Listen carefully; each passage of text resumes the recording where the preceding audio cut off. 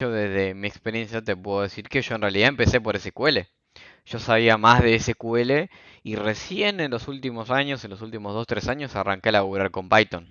Entonces yo ya era ingeniero de datos, aunque no lo sabía en ese momento, pero solamente haciendo queries.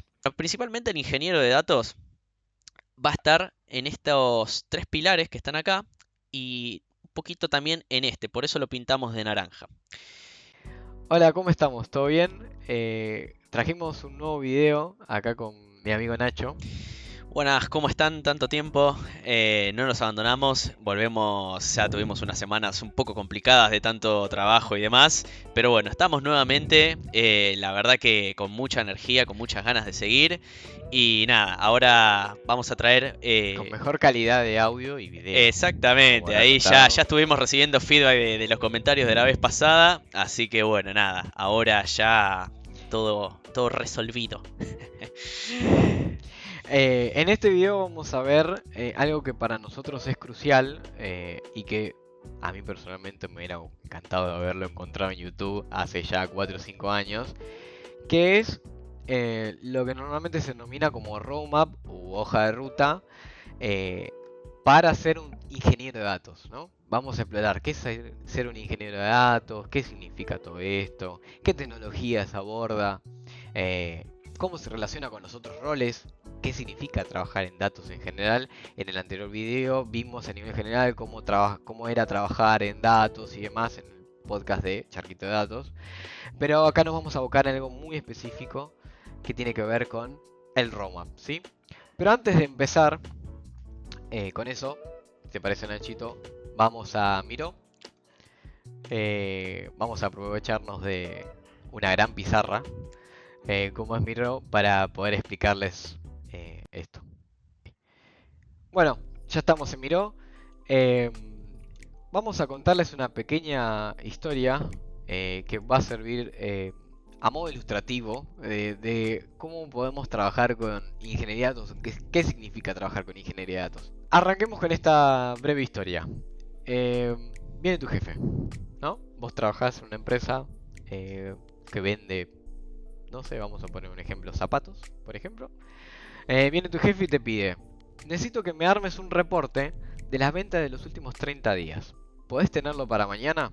Complicado. Obviamente. Sí, complicado, pero es más común de lo que parece encima.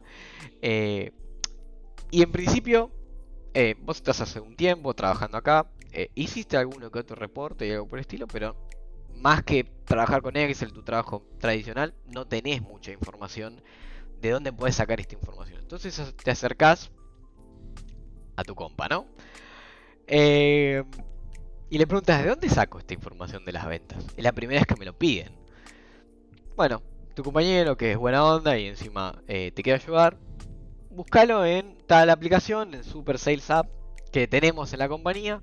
Ahí vas a tener casi todo, ¿sí? Toda la información relacionada con las ventas. Ok, bueno, vas con esa información, te conectas a la aplicación que ya tenías acceso, porque obviamente es parte de tu trabajo también ver las ventas, y te metes a la aplicación. La aplicación te devuelve por cada día un archivo de Excel que tiene la información de las ventas, ¿no? Pero cuando abrís ese Excel, te encontrás con algo. Primero, que está armado para algo mucho más, por así decirlo, para una aplicación. No está para nada ordenada la información, no está ordenada por fecha.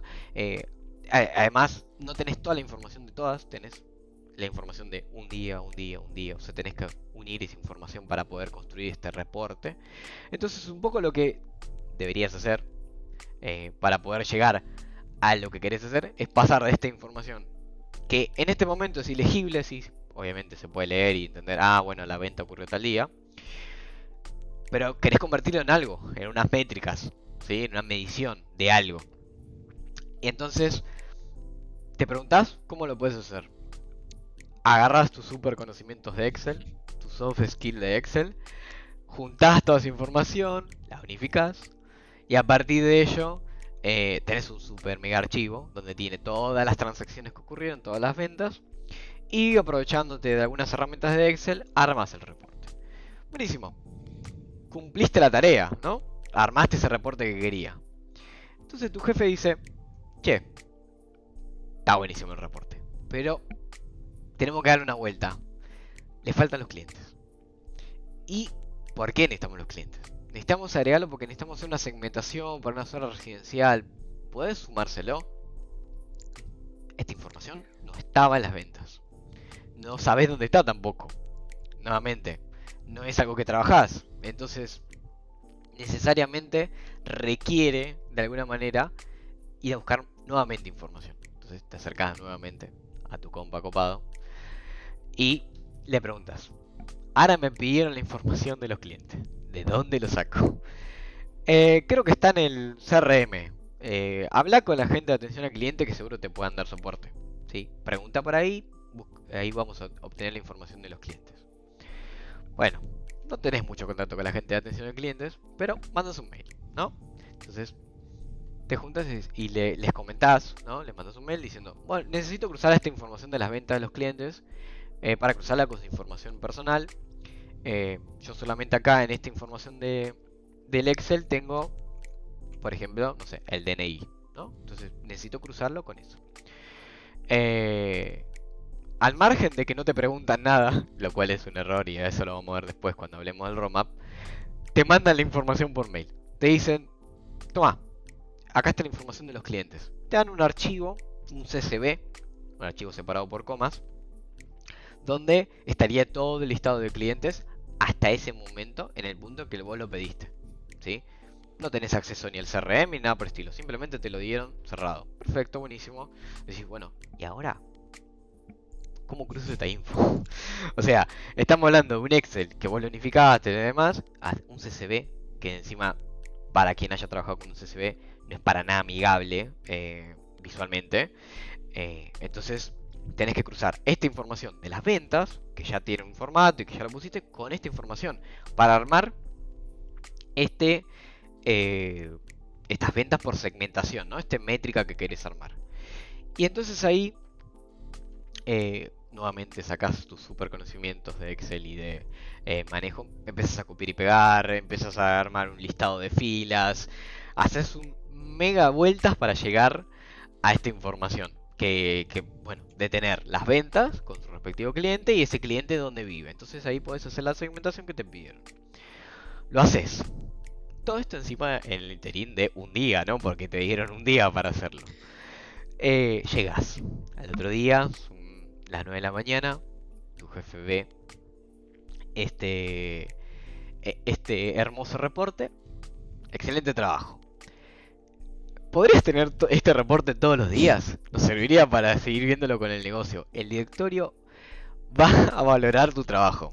Frases que Dame un aumento. normalmente escuchaba claro. Obviamente, ante toda esta escena que tuviste que armar para llegar a esta información, lo primero que te pones a pensar es, ¿no sería más fácil que esto ya de alguna manera algo me lo dé armado? Y lo segundo es, ¿cómo voy a hacerlo? O sea, yo que no tengo tantos conocimientos, solamente trabajo con las ventas, sé cómo funcionan las ventas, sé cómo funciona la información de los clientes, pero hasta ahí, porque simplemente por una cuestión de criterio, por así decirlo. Entonces, la primera reacción ante esto puede ser, bueno, renuncio. Ya está, Camino hasta que fácil. llegó mi día. Camino fácil. Pero ahí es donde entra nuestro gran héroe, que es el ingeniero de datos. O el data engineer en inglés. Un poco esta historia, a modo de anécdota, que es más real de lo que realmente puede parecer. Ahora les vamos a contar qué hace un ingeniero de datos y justamente cómo va solucionando estos pequeños problemas que se fue encontrando, o que te fuiste encontrando vos en este caso, en este personaje, y cómo va abordando cada una de estas temáticas. Bien, bueno, primero y principal, la verdad que un recontra desafío se llevó ahí el compi. Espero que no lo hayan despedido, o espero que no haya, espero que no haya renunciado. Probablemente no lo hayan despedido si se comunicó, tuvo los accesos al CRM, envió los mails, recibió, cruzó la información, un mega crack, la verdad. Él y toda la gente que estaba ahí involucrada en ese proceso. Pero bueno, básicamente imaginemos a nuestro compi que se llama Limón. Vamos a ponerle un nombre quizás no tan descriptivo, pero bueno. Entonces nuestro compi Limón justamente lo que quiere, lo que necesita hacer es automatizar ese proceso. Entonces fíjense que ya estamos abocando un poco otros temas. Proceso. Entonces, ¿qué implica hacer todo esto? Bueno, generalmente el ingeniero de datos lo que hace procesos de datos que se encargan de recopilar información, analizarla, digamos, fusionarla, hacer todo lo necesario para que esa información llegue de un sistema de origen hacia un sistema de destino. ¿Sí? Ese es el rol, digamos, principal de un ingeniero de datos como a nivel macro, digamos. En el medio, obviamente que hay muchos más desafíos. Recién el ejemplo ahí que contó Facu digamos, es un ejemplo el cual justamente el ingeniero de datos se encargaría de sistematizar todo eso. Es decir, de decir, ok, bueno, ¿cómo vamos a pensar esto como un sistema? Bueno, no necesariamente un sistema de información, o sea, el ingeniero de datos lo puede pensar a papel y después implementarlo tecnológicamente, justamente. Pero bueno, la idea es como generar esos procesos como para decir, che, mira, la información que me estás trayendo de todas estas fuentes, que encima es muy probable que venga bastante fea, es decir, archivos separados con coma, o mismo también informaciones sacadas de PDF, de imágenes, de audio, de cualquier cosa, relacionarlas o no, dependiendo de lo que se quiera hacer, pero llevarlas a un sistema de destino. Tomar de un origen, llevarla a un destino. Ese es el ingenio. Bien. Yo te sumo, Nacho, también, que puede pasar que el ingeniero de datos como tal, este rol que acabamos de explicar y que me parece muy acertada lo que recién comentabas, puede de alguna manera estar dibujado en las distintas compañías. ¿Sí? A veces llaman ingeniero de datos a el que construye los reportes, por ejemplo. Llaman ingeniero de datos a quien simplemente hace un análisis de datos, analiza esos datos. Entonces, es importante marcar que dentro de, más allá de estas cuestiones que puede estar dibujado, eh, como el rol que las grandes compañías suelen ponerle a esta definición del ingeniero de datos es esto, ¿no? De lo que comentabas vos, de la capacidad de centralizar y juntar información en un sistema analítico para que luego pueda ser utilizado para un montón de fines, ¿no? Ahora vamos a entrar en detalle de qué fines, ¿no? Un poco en general, pero bueno, es parte del rol de ingeniero de datos dentro de un mundo de data, ¿no? Bien. Ok, nuestro compañero Limón ahora se convirtió en un ingeniero de datos. Entonces, básicamente, ¿en dónde está Limón? ¿O dónde estamos nosotros, los ingenieros de datos? Bueno, generalmente, los ingenieros de... Bueno, acá hay una pirámide que te cuenta un poco, digamos, cómo es más o menos lo que vendría a ser un área de data y varios perfiles, digamos, que están sobre una pirámide. Bueno, principalmente el ingeniero de datos va a estar en estos tres pilares que están acá y un poquito también en este, por eso lo pintamos de naranja.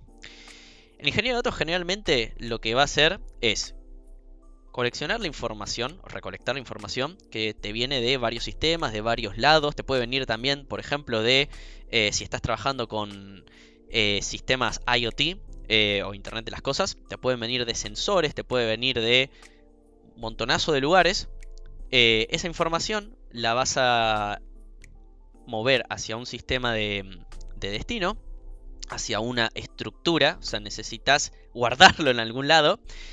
Luego, obviamente que esa información va a ser limpiada, analizada, preparada para que después analistas de datos, científicos de datos y gente de negocio pueda analizar la información, sumarizarla, hacer métricas, para después hacer sus bonitos buenos reportes en Power BI o en Tableau o en esas herramientas de visualización. En Excel, ahí va.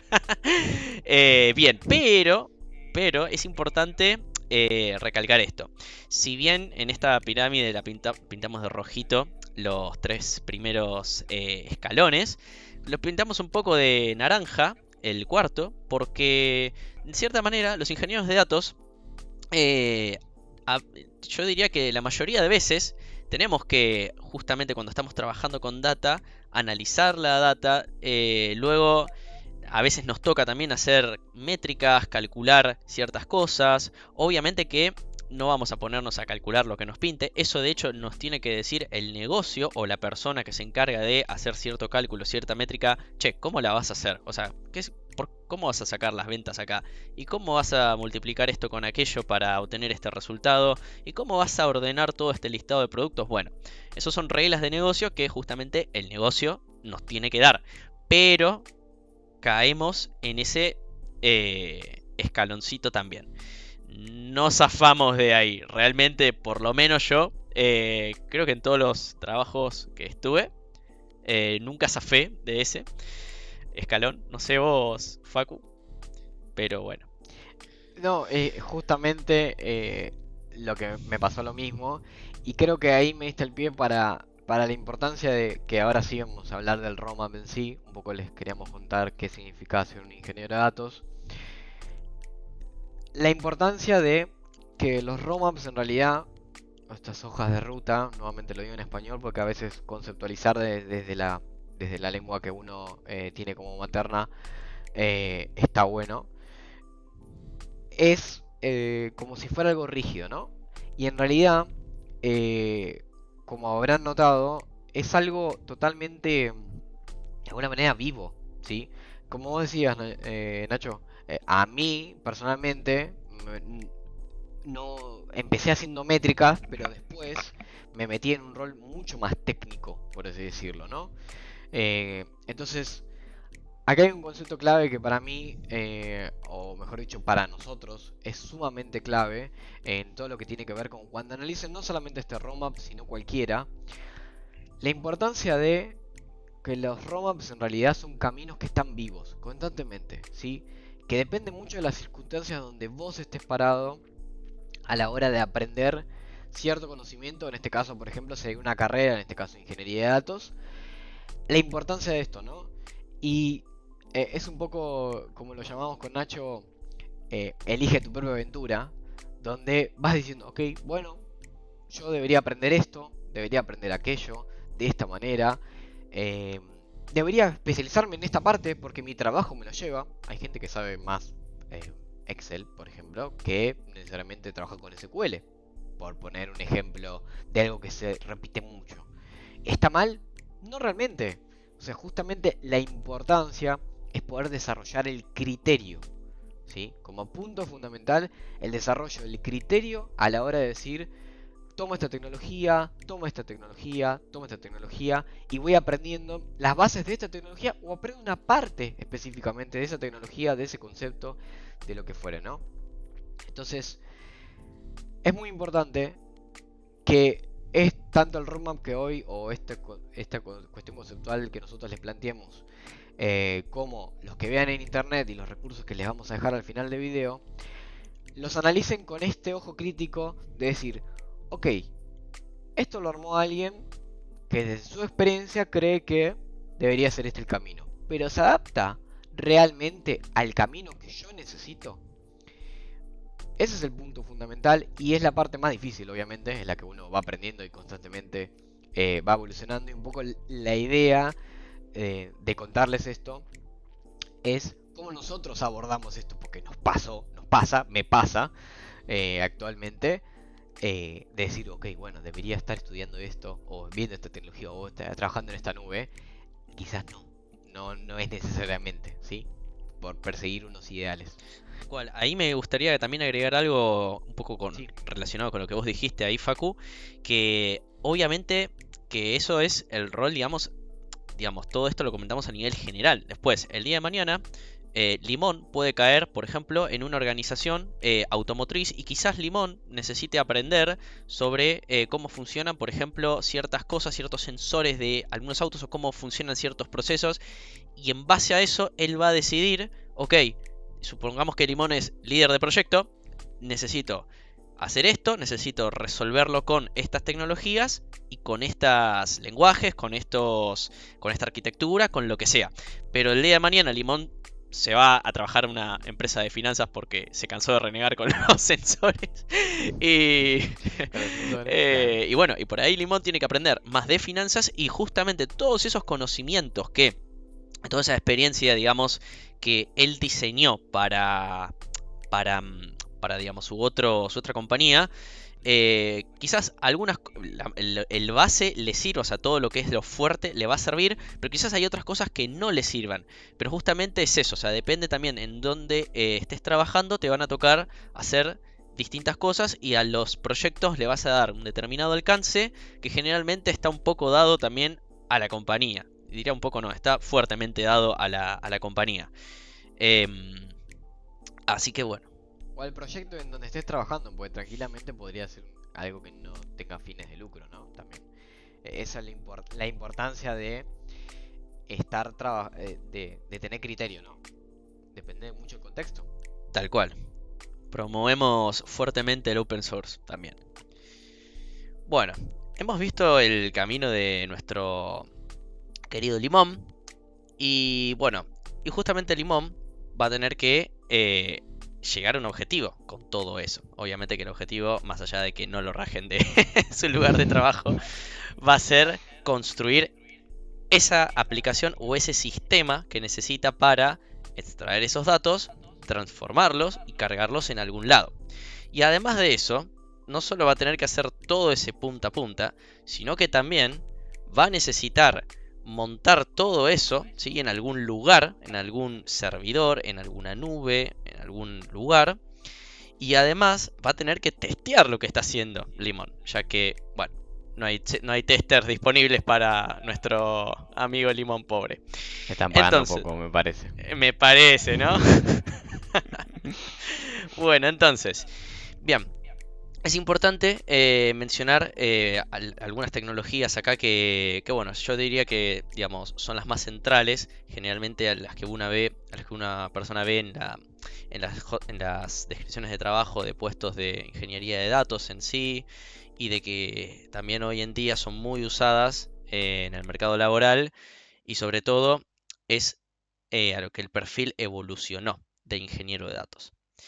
Bien, principalmente nuestro amigo Limón va a usar el lenguaje de programación Python para hacer las extracciones y ciertas transformaciones de datos. Dentro de las transformaciones de datos se pueden usar tres frameworks que son bastante importantes y yo diría, los más usados a día de hoy, que por un lado es Pandas, por otro lado Apache Spark, este es mi preferido, y por el otro lado Polars, que este yo nunca lo usé, pero entiendo que es una versión muchísimo más mejorada de Pandas, que justamente performa muchísimas veces más rápido y creo que hasta usa la misma sintaxis, algo así. Si es distinto, es parecido, en la cajita. Sí. Yo lo probé y nada, Pandas está más pensado justamente para el mundo de Big Data. Pandas, Polars. Pandas justamente es algo que hace muchos años, una librería muy estable, que hace muchos años existe. Polars es más nuevo, encima está basado en Rust, sí, por atrás funciona con Rust. Entonces por eso tiene un montón de optimizaciones a nivel de cómputo y además tiene el multiprocesamiento, ¿no? O en realidad sería los múltiples hilos para manejar la información, como lo es Apache Spark con la computación distribuida. Exactamente. Está más pensado para eso, ¿no? Para algo más potente que quizás... pero claro, bueno, sí, tienen similares sintaxis.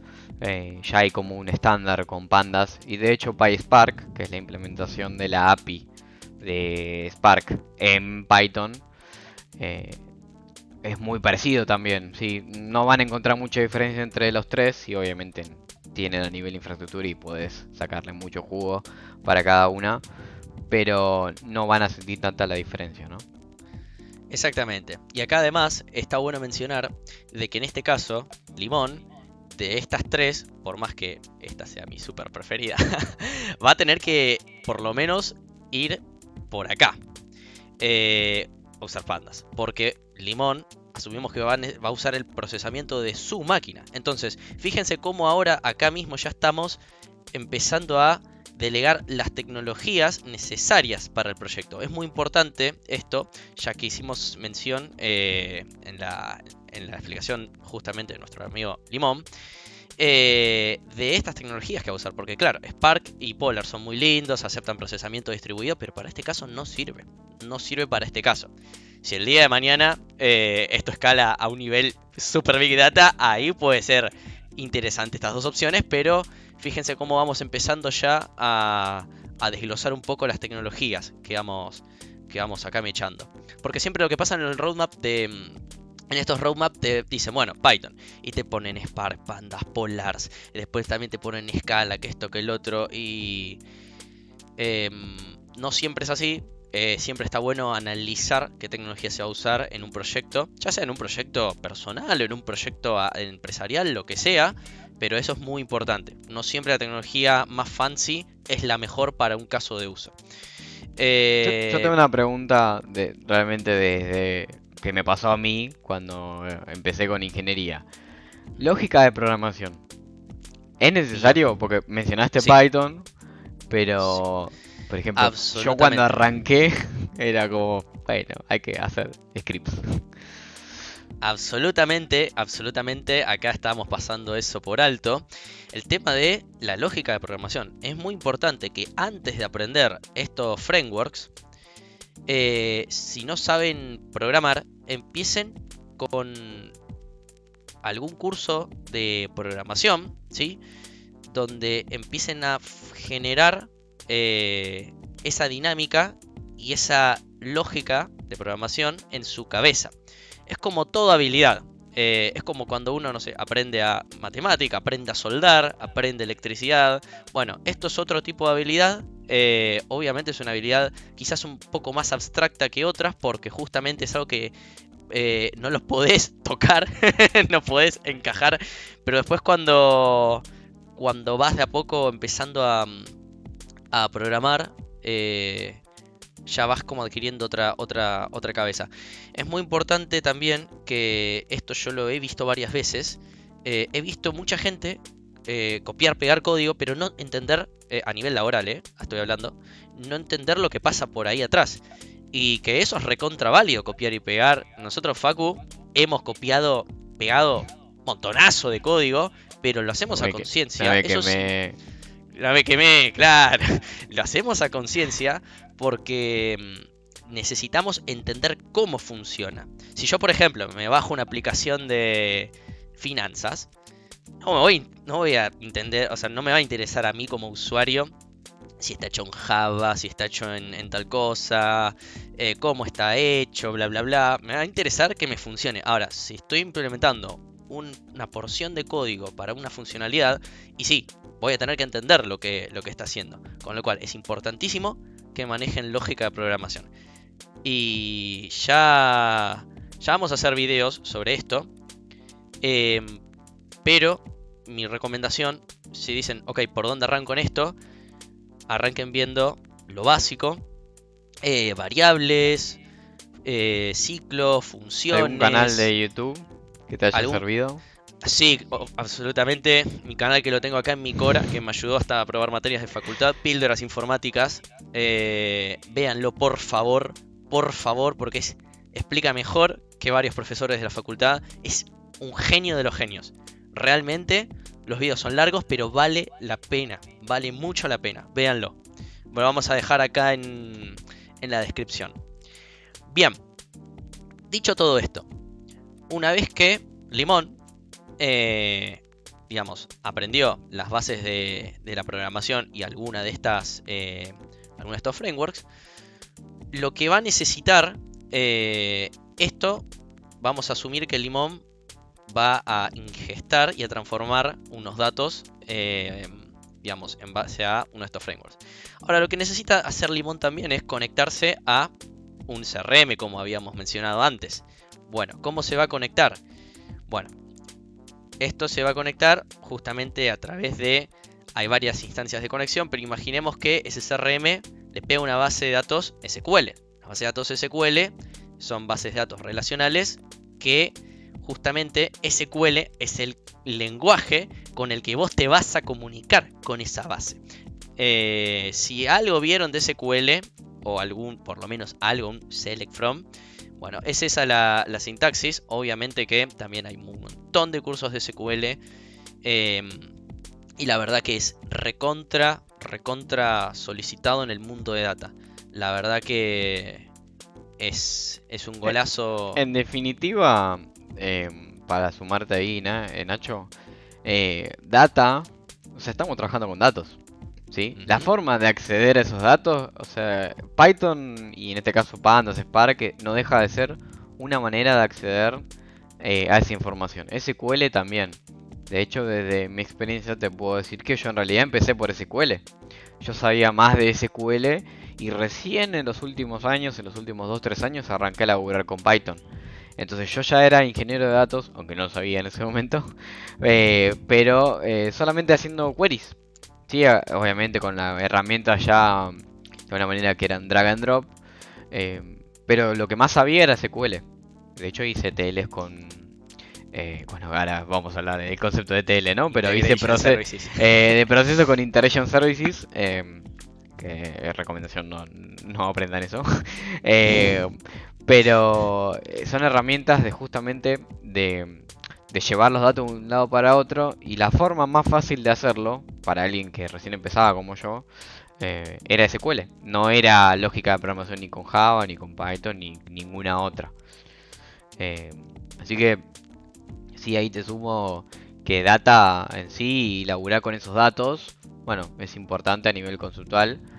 Y yo para que lo muevo para acá arriba, más arriba que aquí. La importancia de entender la diferencia entre los distintos datos, ¿no? Entre la data estructurada, la semiestructurada y no estructurada. Nuevamente, cada uno va a tener su forma de implementar y su infraestructura, que ahora vamos a hablar también de eso. Pero justamente el SQL, bueno, vos lo mencionaste, base de datos relacionales, ¿no? Pero bueno, también están las no SQL. Tal cual. Generalmente, vieron por ejemplo cuando ustedes están navegando en una página y dice, oh no, me ha dado un error, y te aparece como todos unos códigos raros. Bueno, a veces esos códigos pueden estar encerrados por tags, o a veces esos códigos pueden tener como varios, vamos a decirle, el nombre técnico es atributo, pero varios, digamos, nombrecitos con un valor asociado. Bueno, esos nombrecitos con valores asociados, compuestos por corchetes, es lo que se conoce como JSON, que es JavaScript Oriented... Bueno, no recuerdo la verdad cómo era. La cuestión es que se inventó en JavaScript y justamente JSON es un formato que es no relacional, y como es no relacional no se puede generalmente acceder de manera directa con un SQL. Pero sí, por ejemplo, JSON se puede tratar muy bien con Python y con otro lenguaje de programación también. Entonces ya estamos viendo varias maneras de cómo viene la data, relacionada, no relacionada, en distintos formatos. También hay otro tipo de data no estructurada, ya sean imágenes, audio. Eso ya es otro tipo de data y se usan otras herramientas, lenguajes, frameworks como para tratar con esa data, ¿no? Bien, dicho todo esto, me gustaría que vayamos a la parte de infraestructura, porque nuestro amigo Limón dice, ok, bueno, todo muy bonito esto, pero mi máquina no me da abasto ya para darle clic todos los días a este proceso y demás. Se le está quedando corto de RAM, pobre. Así que bueno, esto es muy importante mencionarlo, justamente que los perfiles de Data Engineer de hoy en día tocan mucho también partes de infraestructura. Hay perfiles, digamos, de ingeniería de datos, como también en otros aristas de lo que es la ingeniería de software y sistemas en general, que no solo van a focalizarse en hacer, por ejemplo, ETLs duros y crudos, sino que también se abocan a hacer infraestructura, se enfocan más en hacer infraestructura, otros perfiles están más relacionados con el negocio. Es importante aclarar esto, porque el perfil de Data Engineer tiene varias aristas y no siempre va a estar encerrado en una cosa. Bueno, de lo que es nubes, Levanto la mano. obvio. ¿Qué es un ETL? Bien. Extracción, transformación y carga. O Extraction, Transformation, Load de datos. Básicamente consiste en extraer los datos de un destino. En este caso, Limón tenía sus Excels y sus CRMs y demás. Necesita aplicarle transformaciones, es decir, limpieza de datos, aplicar ciertas reglas de negocio, como calcular una métrica y demás. Y luego Limón va a cargar esos datos, en este caso a un Excel, porque bueno, no había presupuesto para cargarlo en una base. Y después va a hacer un lindo reporte de Power BI que lo va a cargar a partir de todo ese flujo que Limón hizo en su proceso anterior. Gracias. De nada, señor Facundo. Bueno. Bien, entonces. Este TL, vamos a hacer de cuenta que vino alguien copado de infraestructura de la empresa y te dijo, no, mira, correlo acá en mi servidor y dale clic todos los días. Bien, perfecto.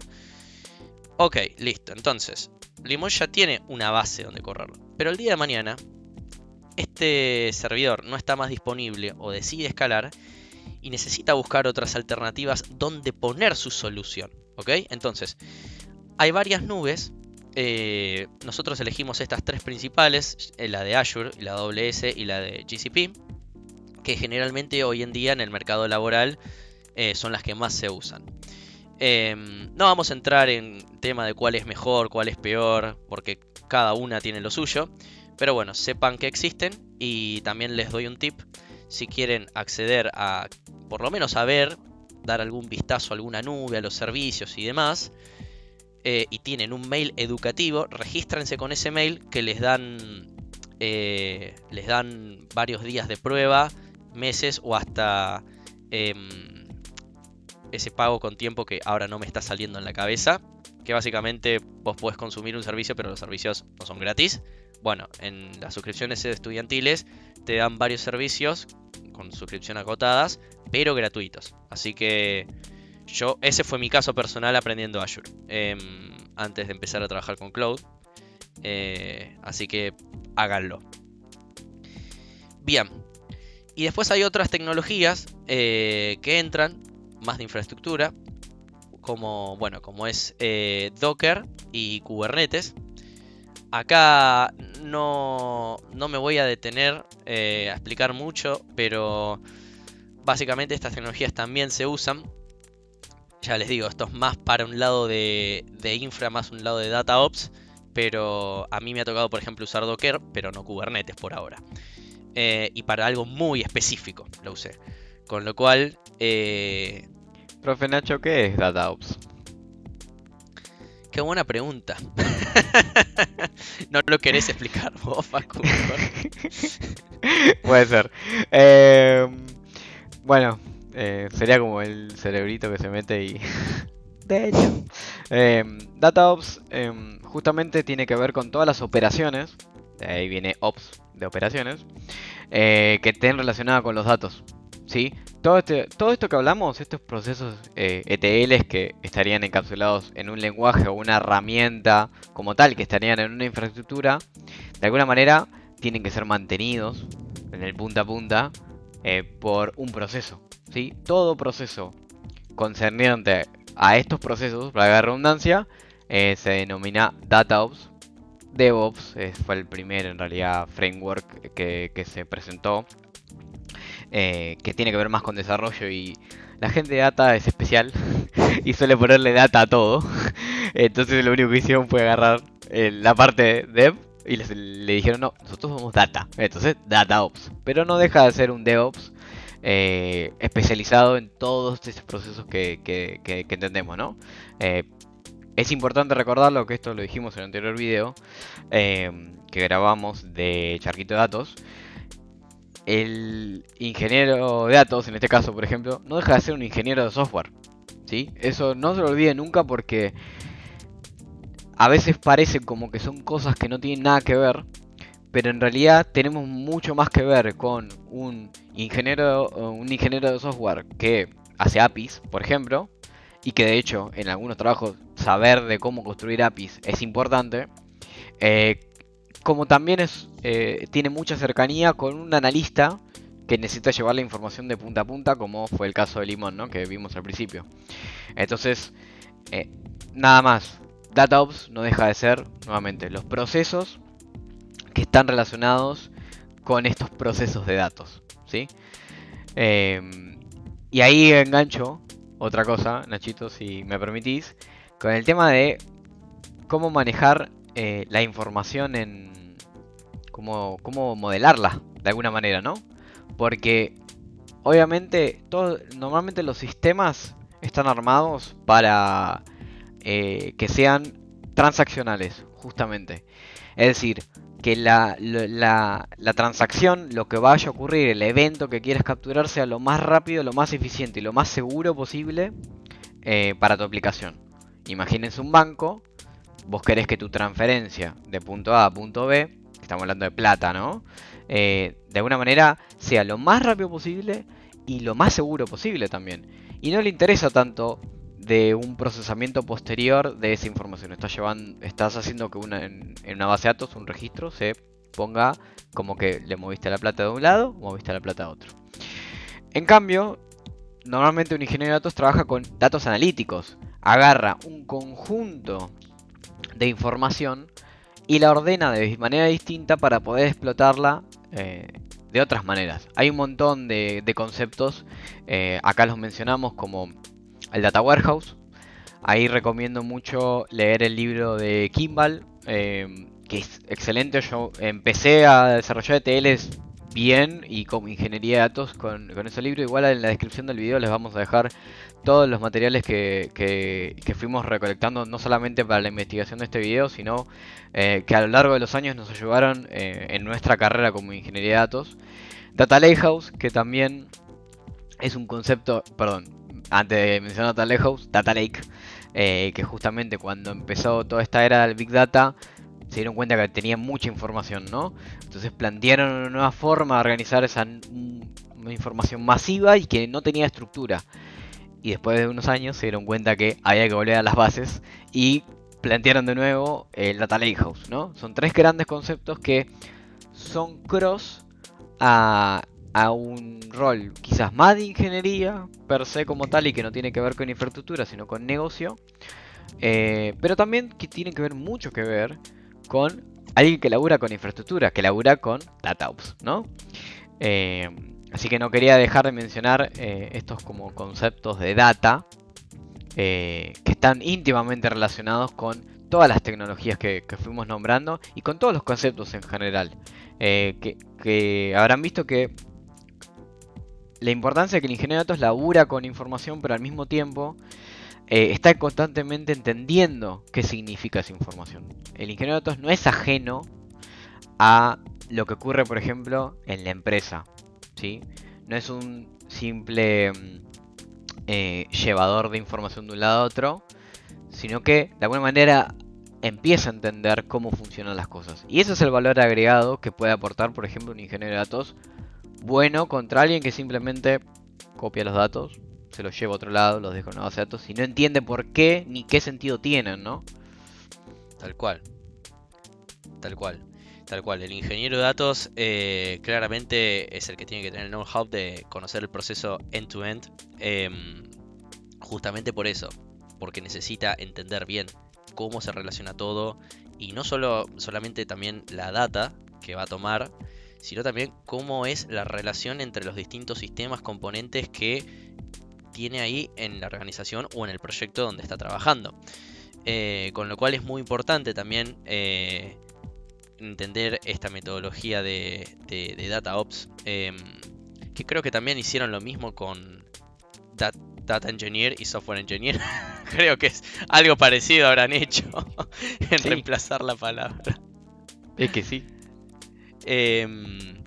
Así que, bueno, obviamente que existen un montonazo más de tecnologías con las que no hemos trabajado y con las que quizás en algunos otros roadmaps mencionen, pero yo creo que desde nuestra experiencia y nuestro punto de vista, me parece que arrancar con todo esto está muy bien. Yo les puedo mencionar de Impala, Hadoop, pero realmente no voy a decir Sí, que no Apache, sirve. Kafka, tenés, Exactamente. bueno, Cassandra para NoSQL, o sea, hay un montón para manejo de eventos, los conceptos de microservicios, hay un montón de conceptos y de cosas que están,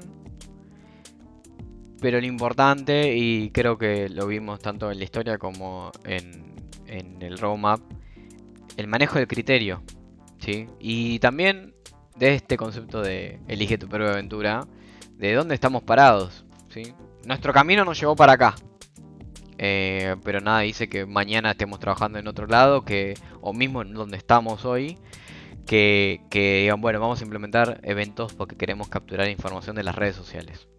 Bueno, de ahí aparece un Kafka, por ejemplo, o un Event Hub, si hablamos de Azure, donde, bueno, te lleva el mismo ropa, se va torciendo y se dan cuenta que es algo vivo, ¿no? Lo que mencionábamos antes. Bueno, para ir cerrando este video, no nos queremos ir sin antes avisarles que estamos preparando un curso de Spark. Sí, señores, estamos preparando un curso de Spark. Así que, bueno, la verdad que le estamos poniendo mucha planificación, mucha dedicación y se los prometemos. Va a estar muy bueno, ya se los anticipamos. Así que bueno, espero que les haya gustado muchísimo el video. Nada, si es así, si nos ayudan con una manito para arriba, buenísimo. Y si tienen algún comentario respecto a lo que sea, y mismo nos quieren comentar también sus inicios de cómo empezaron en Data Engineering o en Data, cómo evolucionaron su perfil para llegar ¿Cómo les a un perfil de gustaría? Data Engineer.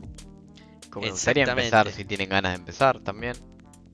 Exactamente, que nosotros vamos a responder todos los comentarios y los vamos a leer todos, uno por uno. Así que, bueno, somos Nachito y Facu, Datarla. Les mandamos un fuerte abrazo y que anden muy bien. Nos vemos. Adiós.